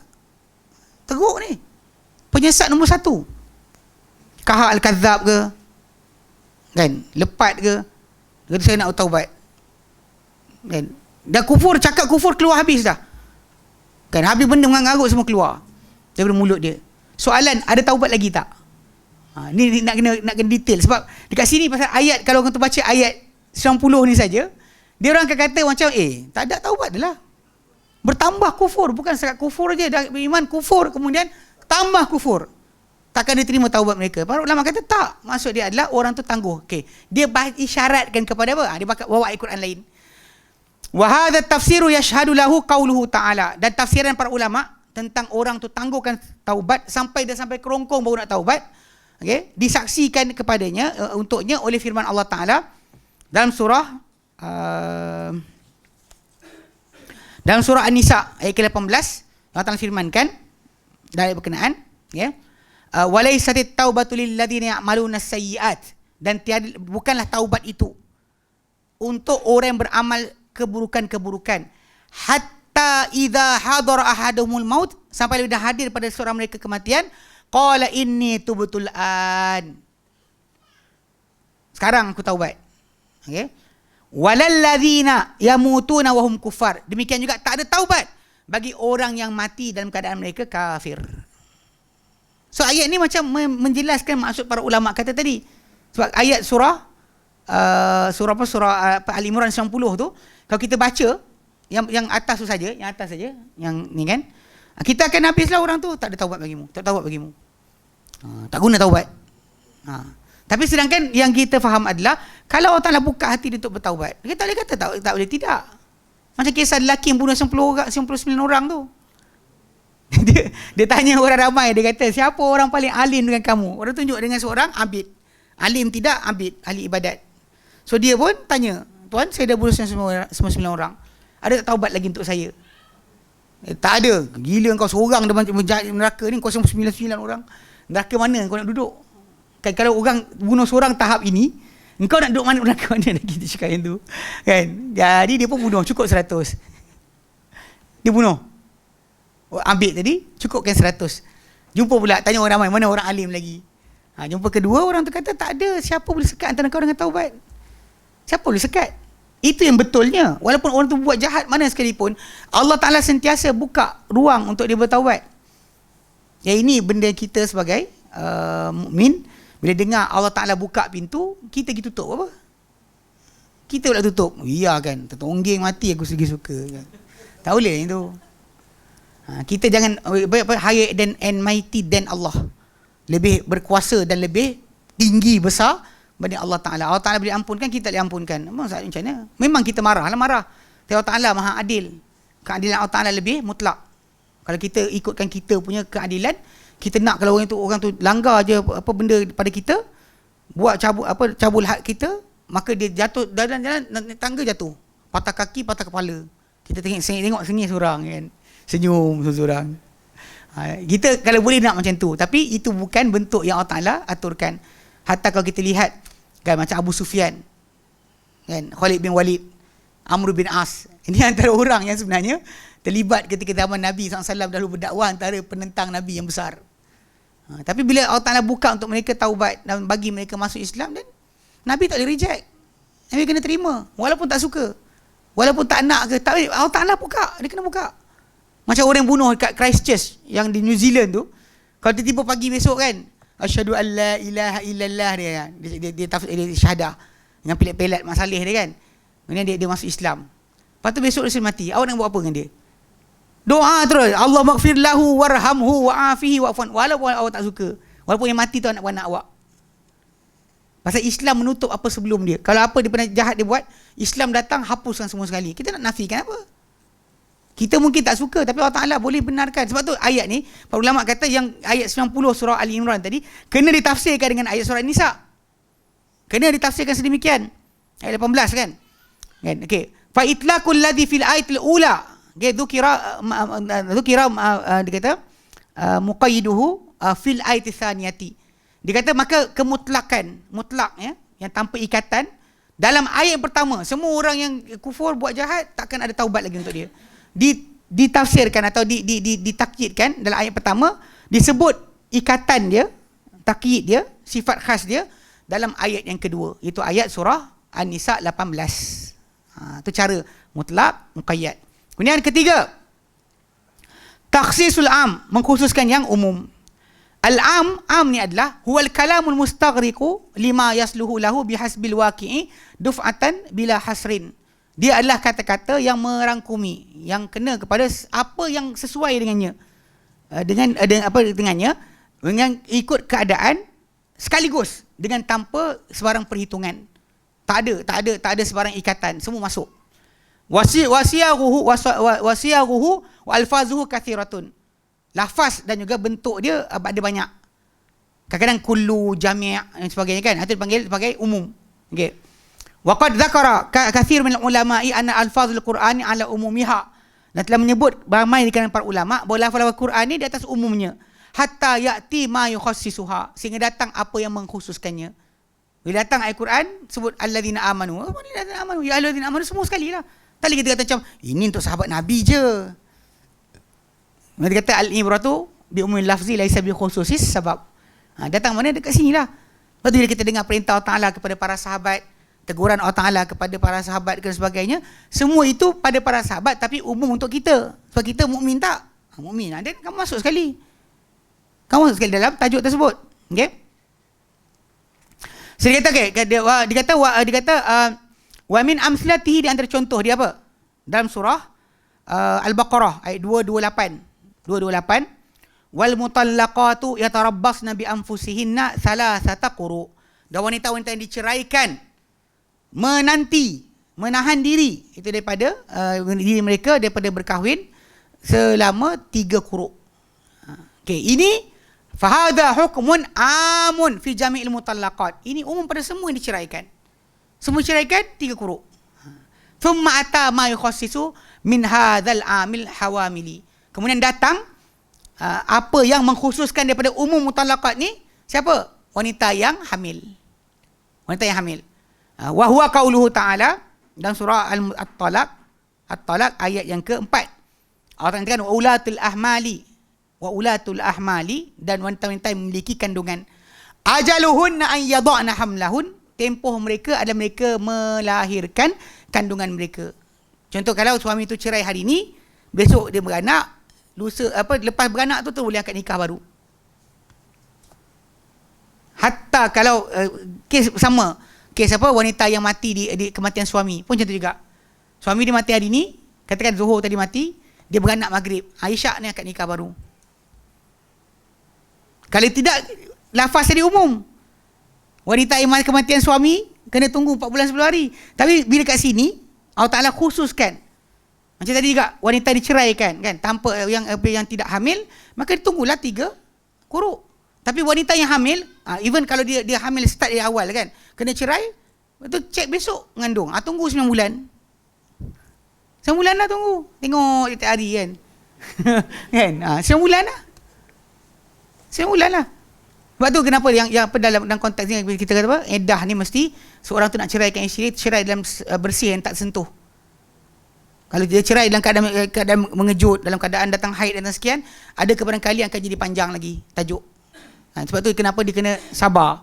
Kan marah pun belacan tak ada dalam masakan. Tunggu bulan depan. Bulan ni jaga kau. Bulan depan lupa dah lah nak cerai. Sebenarnya kalau orang tu fikir macam tu, bila nak cerai kan dia fikir, antum kata apa? Baru malam tidur, tak apa. Bulan ni belum lagi, tunggu bulan depan. Hilanglah panah marah dia tadi. Tapi kalau kerana time tu juga dia lafaz kan, ni masalah. Macam apa? Ini semua masalah yang kita kata banyak orang tak tahu tentang hukum masalah cerai. Bila Allah Taala kata ya ayuhan nabi, wahai nabi, idza talaqtumun nisa, bila kamu ceraikan wanita, fatallikuhunna li'iddatihinna wa asli iddah. Ceraikan mereka ikut iddah mereka dan kiralah iddah tersebut. Mesti cerai itu dalam keadaan bersih, tak sentuh. Bersih yang tidak sentuh. Baru tadi tidur, baru semalam tidur, tunggu. Lepas datang haid, nanti bersih, tak sentuh, time tu baru nak cerai. Kalau semua ikut peraturan ni, payah kot nak cerai kan. Marah-marah geram kan. Bunyi gitu angkat kepala kan. Nak geram balik tapi tunggu jap. Tunggu bulan depan. Tunggu bulan depan. Tak jadi dah lah sebenarnya. Itu masalah sebenar pasal tak fikir, tak belajar. Okey, halakulah kita sama Jadi maksudnya kalau ikutkan ayat surah Al-Baqarah yang 228 tu, yang umum pada yang diceraikan, itu umum. Tapi dikhususkan daripada yang umum tadi, apa? Ulatil ahmal, wanita yang memiliki kandungan. Ajaluhunna an yadh'na hamlahun, tempoh mereka, iddah mereka adalah mereka melahirkan kandungan mereka. Fakhussa min umumil mutallaqati ulatul ahmali, maka dikhususkan daripada umum wanita yang diceraikan, wanita-wanita yang mempunyai kandungan. So wanita ada kandungan tak ikut 228 Al-Baqarah, dia ikut ayat 4 surah At-Talaq. Nampak tak? Quran tapi pengkhususan. Baik. Keempat, tafsir mafhumi min ayatin bi ayatin ukhra, pentafsiran kefahaman satu ayat dengan ayat yang lain. Mafhum ni adalah huwa madalla alaihi alfazu la fi mahallin nutqi, dia adalah apa yang ditunjukkan kepadanya oleh lafaz, bukan pada kedudukan pertuturan. Misalnya kalau kita baca dan tuturan ni tak jumpa, tapi kefahaman tu ada. Okay. Wa min amslati tafsiri mafhum min ayatin bi ayatin ukhra, di antara contoh-contoh pentafsiran kefahaman daripada satu ayat dengan ayat yang lain. Pasal dalam ayat ni tak ada maksud tersebut, tapi kita boleh kefahaman tu ada dalam ayat yang lain. Qauluhu ta'ala, firman Allah Ta'ala dalam Quran, dalam surah Al-Mutaffifin ayat ke-15. Allah Ta'ala nyatakan, kalla innahum ar-rabbihim yawma idzil lamahjubun, tidak sekali-kali sesungguhnya mereka daripada Tuhan mereka pada hari berkenaan pasti dihijab. Pasti dihijab, ditutup. Okey. Faqad warada anis salafi, sungguh telah datang daripada golongan salaf, sahabat tabi'in fi tafsiri hadhil ayati, dalam pentafsiran ayat ini, annaha tadullu ala ru'yatillahi subhanahu, bahawa ia menunjukkan kepada melihat Allah Subhanahu wa taala. Kita baca balik ayat itu kat mana? Mereka terhijab dari Tuhan mereka. Kan? Terhadang dari Tuhan mereka. So diorang faham maksud terhadang tadi, erti kata lain, kalau bukan golongan ini pasti melihat Allah. Pasti akan melihat Allah Ta'ala. Golongan ini tak akan melihat. Golongan yang beriman, yang bertakwa akan melihat Allah Ta'ala. Macam pertanyaan para sahabat kepada Nabi SAW, hal nara rabbana yawmal qiyamati, adakah kami akan lihat Tuhan kami pada hari kiamat nanti? Kan Nabi berikan perumpamaan dengan bulan pada malam 14, tak ada di antara kita dengannya awan. Matahari pada tengah hari, tak ada di antara kita dengannya awan. Nabi kata, begitulah kamu akan lihat Tuhan kamu nanti. So basically, kalau ikut pada situ, Nabi ada jelaskan. Tapi kita kata, ni Quran. Jadi dekat sini, dia kata, difahami daripada ayat Mutaffifin 15 tu, bahawa dekat sini akan dilihat Allah Ta'ala. Wa min dhalika, yang tadi itu, contoh dia adalah qaulu Syafi'i rahimahullah. Kata-kata Imam Syafi'i rahimahullah, dia kata apa? Dia baca ayat yang Mutaffifin, ayat yang ke-15. Dia kata apa? Fiha dalalatun ala anna awliya Allahi yarawna rabbahum yawmal qiyamati. Dalam ayat tersebut, ayat 15 surah Mutaffifin ini, ada petunjuk bahawa orang-orang lindungan Allah Ta'ala, orang-orang kesayangan Allah Ta'ala akan melihat Tuhan mereka pada hari kiamat nanti. Wahada, dan ini yang dikatakan Imam Syafi'i ini, hadzal mafhum minal ayati, daripada ayat, yadullu alaihi qauluhu ta'ala, menunjukkan kepadanya firman Allah Ta'ala. Dan ayat yang lain, Allah Ta'ala sini firmankan dalam surah Al-Qiyamah ayat 22-23, wujuhun yawma idzin nadhirah ila rabbiha nadhirah, wajah-wajah pada hari berkenaan bergembira kepada Tuhan mereka memandang. Direct wa ghairuha, dan selain daripadanya minal adillati ru'yati, daripada dalil menunjukkan penglihatan kepada Allah Subhanahu Wa Taala. Ini bagi kita yang ahli sunnah, geng-geng ahli bid'ah tak setuju. Jadi kata kalau dapat tengok, maka Allah Taala berkedudukan bertempat maksud dia punya masa di tempat, dia makhluk, maka tak boleh dilihat. Itu kes yang orang kata tak bertempat tu, sebenarnya untuk itu. Tajuk tak bertempat tu sebenarnya adalah fahaman ilmu kalam. Sebab dia kata kena Allah Ta'ala ni tak boleh serupa makhluk. Ada serupa makhluk je buang. Tu yang tak bercakap, tak melihat, tak mendengar. Semua sekali dinafikan. So dia kata kalau kita melihat, Allah melihat, tu yang kes hari tu kan, apa? Kalamullah tu kan, huruf bersuara. Itu pun jadi tajuk sebenarnya. Sebab diorang tak nak terima Allah Ta'ala berkata-kata langsung. Kalau kata-kata apa? Suara dalam hati. Ikut suara hati kita pun ada. Siapa tak ada suara hati? Angkat tangan. Kalau kata ustaz ni bila nak berhenti, dah lewat dah kan. Dalam hati berkata-kata. Memanglah betul. Kita akan berkata-kata hati. Okay, baik. Kelima. Habiskan. Kita habiskan dulu. Tafsirul lafzatin bi lafzatin. Pentafsiran lafaz dengan lafaz. Okey, tafsir lafaz dengan lafaz ni ada dua bentuk. Alif, bayanu gharibil alfaz. Penjelasan yang janggal daripada lafaz-lafaz. Ni kebiasaannya berlaku bila kalimah tadi tidak digunakan atau jarang digunakan oleh kadang-kadang Quraisy tak pakai, orang lain pakai sebagainya. Benda tu akan jadi. Macam berlaku pada Umar bin Khattab kan, dia naik atas mimbar, dia tak tahu abba tu apa. Wa fakihatan wa abba. Dia tak tahu abba tu apa. Sedangkan abba ni kalau kita pergi ke Yaman, di ruang ada satu kawasan daerah yang panggil Ib. Ib ni kawasan dia panggil Liwat Akhdar, benteng hijau.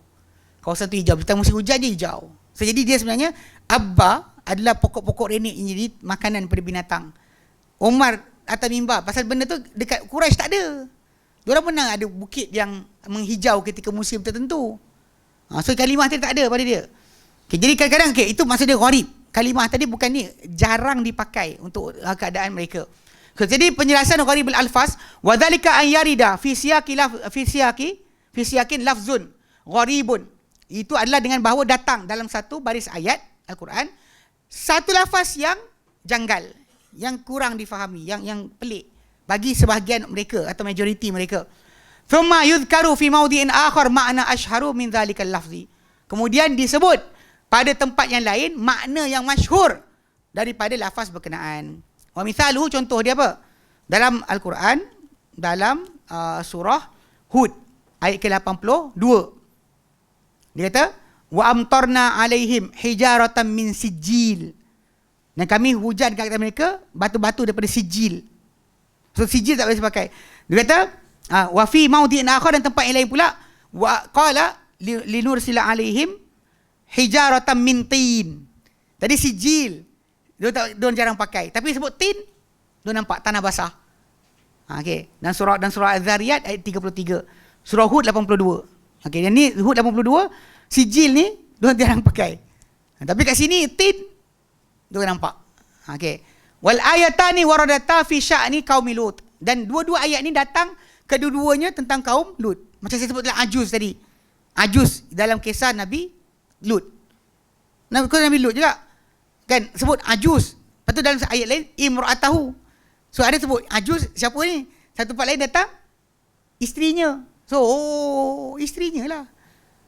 Isterinya. So kita dapat lihat satu tempat datang dengan lafaz yang kurang difahami, satu tempat datang dengan penjelasan detail siapakah yang dimaksudkan. Ini contoh macam ni, sijil dengan tin. Sijil dengan tin, batu-batu dari tanah. Sini batu-batu daripada tin. Kalimah sijil dengan tin ni, sijil ni jarang dipakai, tin ni biasa dipakai.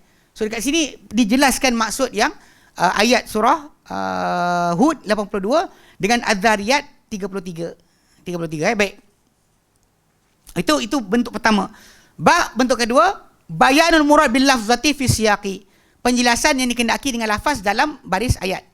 Mithlu qaulihi ta'ala, seperti contoh firman Allah Ta'ala dalam surah Al-Anbiya 30. Okey.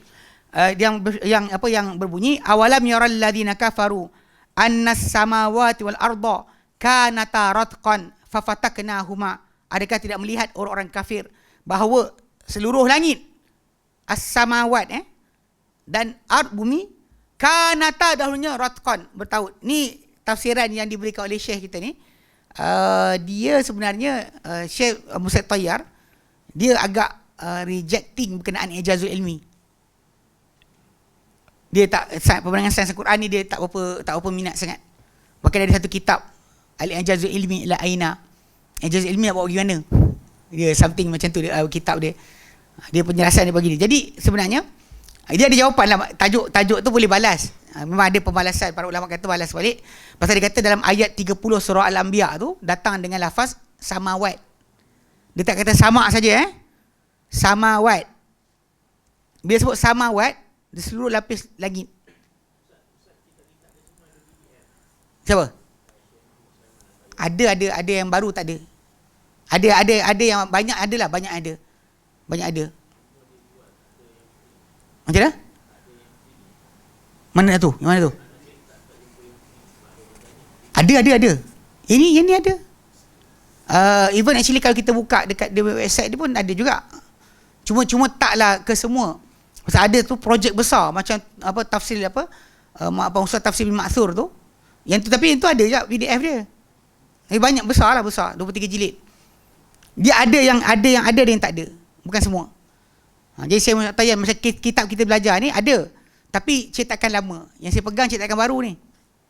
Cetakan baru ni ada tambahan footnote panjang gila. dia tambah-tambah.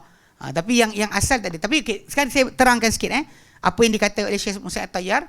Dia kata ayat 30 surah Al-Anbiya yang sekarang ni sebenarnya banyak para ulama yang buat perbandingan sains Al-Quran gunakan ayat ni untuk kata ini adalah dalil tentang alam semesta ni asalnya satu, kemudian berpisah. Kalau ikut tafsiran daripada sebahagian salaf, dia kata belah langit dengan hujan, belah tanah dengan tumbuhan. Belah langit dengan hujan, belah tanah dengan tumbuhan. Itu dia datangkan ayat berikutnya, tengok dia baca dia kata dia kata fusirat biqaulihi, ditafsirkan dengan firman Allah Taala, okey, dalam surah At-Tariq ayat 11 12, was-samaa'i dzatir raj', demi langit yang mempunyai pengembalian semula, wal ardi dzatis sad', dan demi bumi yang mempunyai rekahan. Langit mempunyai penurunan hujan, bumi mempunyai pembelahan untuk tumbuhnya tumbuhan. Ataupun dalam ayat lain qauluhu ta'ala, firman Ta'ala surah Abasa 24 26, falyanzuril insanu ila ta'amih, hendak manusia melihat kepada makanannya. Anna sababnal ma'a sabba, kami turunkan air mencurah-curahkan, sabba. Thumma syaqaqnal arda syaqqa, kami gunakan belahkan bumi itu dengan terbelah. Okey, fa ambatna fiha haba sampai habis ayat. Tapi kat sini saya kena jelaskan kan pasal Syekh Musa At-Tayyar dia ada kitab tajuk I'jazul Ilmi ila Aina. Saya bagi dia tak setuju sangatlah perbandingan sains Quran ni, dan even macam sekarang ni pun dekat Saudi Arabia kita dapati Hayat I'jazul Ilmi pun dah di stop. Yang di bawah Rabitah Alam Islami tu dah dihentikan dia punya punya pengeluaran majalah dan sebagainya. Tapi kita nak fahamkan sekarang, cuma saya macam bila tajuk ni dibincangkan, saya pernah soal tajuk ni pada sebahagian daripada guru saya, dia kata ayat ni yang dalam ayat yang dua lagi kan, surah Abasa dan juga surah At-Tariq tu, dia datang sama. Dia tak kata samawat. Sedangkan dalam ayat 30 surah Al-Anbiya tu, dia kata awalam yaral ladina kafaru, tak nampakkah orang kafir, annas samawati wal arda kanata ratqan, dahulunya keduanya bercantum, fataknahum, akan pisahkan ia, waja'alna minal ma'i kulla syai'in hayy, dan kami jadikan daripada air semua benda yang bernyawa. Jadi maksud dia yang kat sini dia ada bahasan kat sini, cuma memang ada sebahagian ulama terdahulu dia tafsirkan belah langit dengan hujan, belah tanah dengan tumbuhan. Sebab tu yang dia gunakan ayat Quran surah surah Abasa dan surah Tariq tu untuk menjelaskan ayat 30 surah Al-Anbiya. Ini tapi perbahasan panjang lebar lah. Okey. Itu contoh pentafsiran pentafsiran makna dengan kehendak al-lafaz. Fataka tu maksud dia apa? Fataka ni pisah ke? Fataka ni macam ni. Pisah macam ni buka tanah, buka langit, ataupun ceraikan langit dan bumi. Kalau ikut pada siapa yang kaji tentang tajuk The Big Bang dan sebagainya, dia kata cerai langit dan bumi lah. Memang langit semesta, alam semesta ni macam Allah kan, was-samaa banainaha bi aidin wa inna lamusiun, dan langit kami bina ia dengan kuasa dan kamilah yang meluaskannya. Kami meluaskannya dulu, kini dan akan datang. Pasal macam-macam hafizun kan, wa inna lahu lahafizun, dulu kini dan akan datang. Macam tu juga masalah peluasan langit. Sampai sekarang di expanding universe ni benda yang memang fakta. Bintang-bintang sebagainya mengembang. Jadi kalau kita reverse balik, satu masa nanti satulah. Betul lah. Itu sudut dia, tapi nak fahamkan kat sini dia cuba bawa berkenaan dengan tafsir Quran dengan Quran. Kemudian dia kata apa? Yang keenam, tafsir makna bi makna, tafsir pengertian dengan pengertian. Mislu contoh tafsir qaulihi ta'ala, pentafsiran firman Allah Taala dalam surah An-Nisa ayat yang 42. Dia kata yauma idzin, pada hari berkenaan, yawaddul ladina kafaru, akan inginkan orang yang kafir, wa asawur rasula, dan mereka mendarkai rasul, orang kafir dan orang mendahului Rasul, lau tusawwa bihimul arda, kalaulah diratakan al-ardu, kalau diratakan terhadap mereka tanah. Apa maksud diratakan terhadap mereka tanah? Maksud dia ayat surah An-Naba ayat ke-40. Yang apa? Wa yaqulul kafiru ya laitani kuntu turaba. Alangkah baiknya aku jadi tanah. Maksud dia matilah, maksud tak ada dibangkitkan semula untuk dihitung. Itu maksud tusawwa bihimul ard, diratakan kepada mereka tanah, maksud dia mereka mati dan tak dibangkitkan balik. Okay, tak ada perhitungan semula. Itu yang mereka nak. Okay. Okay, kemudian itu yang ke-6. Okay, yang terakhir yang ke-7. Tafsir uslubil Qur'ani bi ayat fi ayatin bi ayatin ukhra. Pentafsiran gaya Al-Quran pada satu ayat dengan ayat yang lain. Gaya gaya uslub tadi. Tapi ini yang dikatakan oleh Syekh Hussain Tayyar pada tambahan footnote yang baru ni.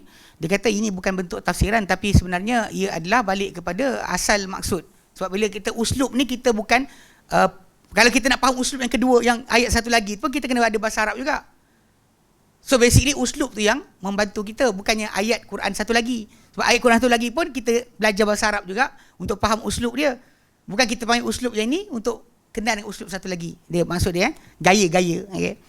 Mithlu qaulihi ta'ala, seperti firman Allah Ta'ala dalam surah Al-Baqarah ayat yang ke-58. Okey. Dia kata udkhulul baba sujada wa qulu hittah. Wa qulu hittatun hittah. Masuklah pintu dalam keadaan tunduk dan katakanlah hittah.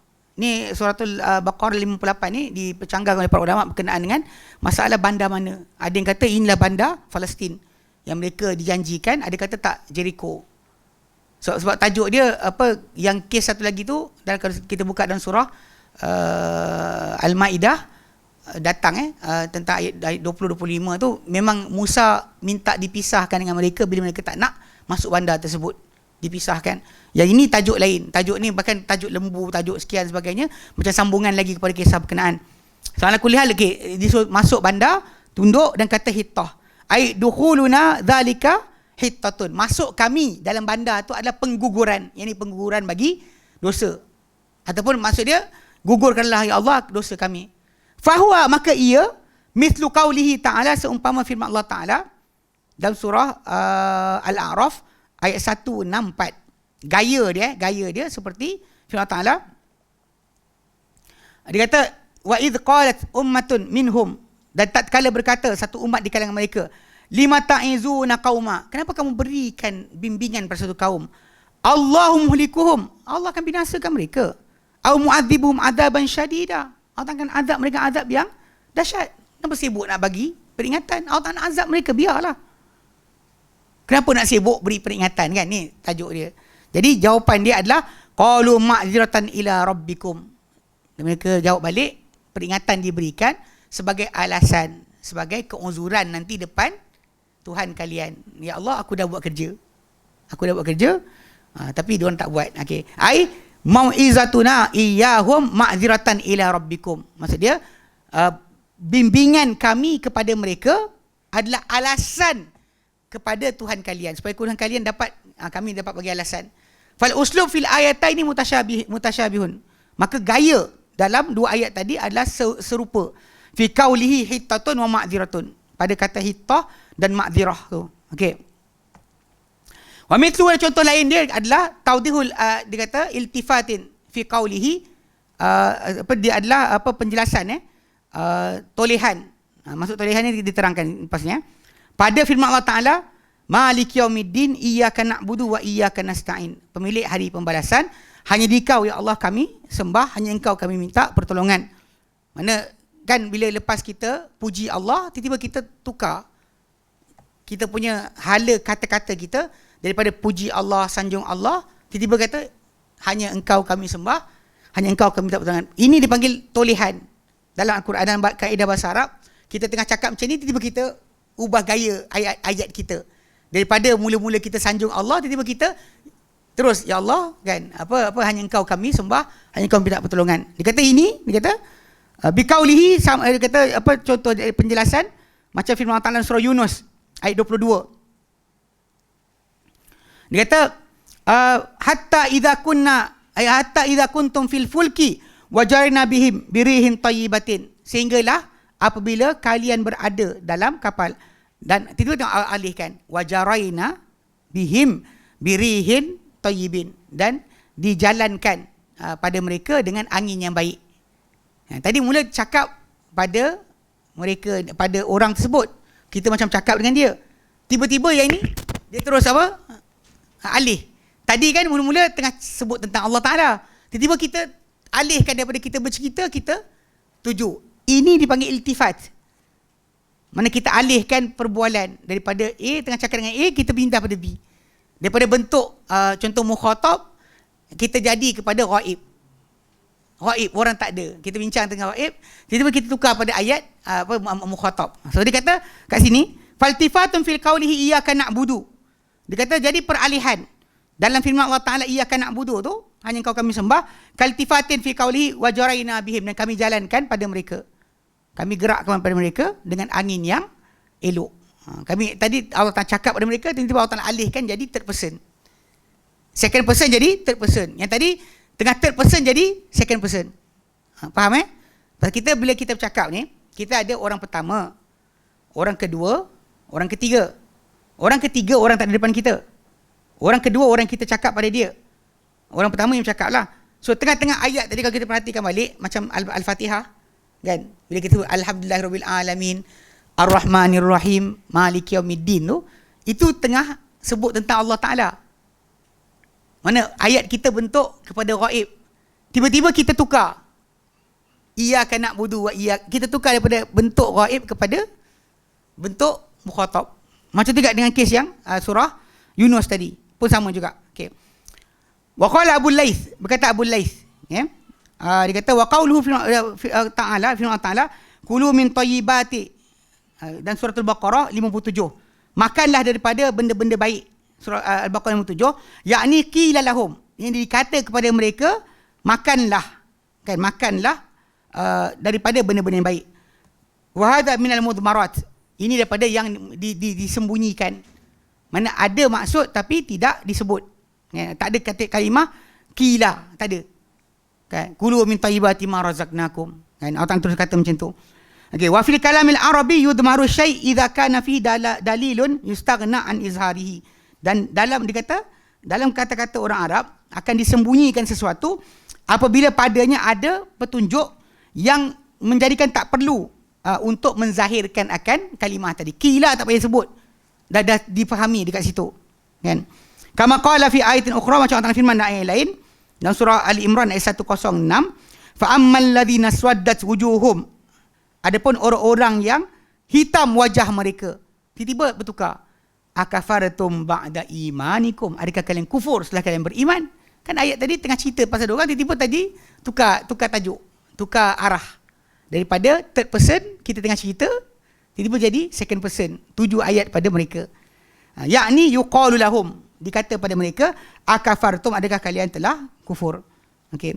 Wa kama, demikian juga fi qaulihi ta'ala, demikian juga pada dalam firman Allah Ta'ala fi ayatin ukhra, dan ayat yang lain, dalam surah Az-Zumar ayat ketiga, walladzina ittakhadhu min dunihi awliya ma na'buduhum illa liyuqarribuna ila Allahi zulfa, dan orang-orang yang mengambil selain daripadanya pelindung-pelindung. Okey, tiba-tiba ayat ma na'buduhum illa liyuqarribuna, tidak kami sembah mereka kecuali mereka dekatkan kami kepada Allah Ta'ala lebih dekat lagi. Maksud dia, orang tersebut yang ambil selain Allah Ta'ala pelindung-pelindung, mereka berkata qalu ma na'buduhum, kami tak sembah apa kami sembah ni. Ini dah contoh-contoh macam ni, wa mithluhu fil Qur'ani kathirun, banyak. Ni kaedah Quran, bila kita kata alih ayat daripada tengah third person jadi second person, dengan second person jadi third person, dia sentiasa tukar-tukar macam tu. Dan tak perlu kepada sebut qala qila, tak payah. Kita faham sendiri memang Allah tuju pada orang-orang yang muka wajah hitam. Kan, orang yang wajah hitam kan, dia apa sebut pada ayat tu kan, orang berwajah putih, orang berwajah hitam pada hari kiamat nanti. Wallahil hamd. So kita habiskan dah, alhamdulillah untuk malam ni. bentuk pertama atau jalan pertama pentafsiran itu Quran dengan Quran. Tapi ingat macam kita kata tadi, bahawa Quran yang kalau Allah Ta'ala firmankan sendiri dalam ayat tu disambung, itu yang kita angkat tangan terima. Adapun yang lain-lain yang dipakai oleh sebahagian para ulama, ijtihad mereka sendiri. Mereka yang nampak ayat ni kena dengan ayat ni. Tapi tak semestinya kita kena terima semua sekali. Nanti saya bagi contoh yang macam golongan sufi, bila dia ambil ayat tertentu dia pakai, dia kata ayat ni maksud ini, pun tak boleh pakai juga. Bukan semestinya setiap yang dikatakan sebagai tafsir Quran itu adalah memang benar. Tapi kalau yang mana berpadanan dengan dalil, itu yang lebih kuat. Okey, baik. Wallahu a'lam. Okey, ada soalan? Lewat tak? Wallahu a'lam. Kita berhenti sini. InsyaAllah sambung kemudian. Nanti kita akan masuk kepada tafsir Quran bi sunnah. Tafsir Quran dengan sunnah. Baik. Wallahu a'lam. Wa sallallahu ala Muhammadin wa sallam alhamdulillahi rabbil alamin. Subhanallah anta astaghfiruka wa atubu ilaik. Assalamualaikum warahmatullahi wabarakatuh.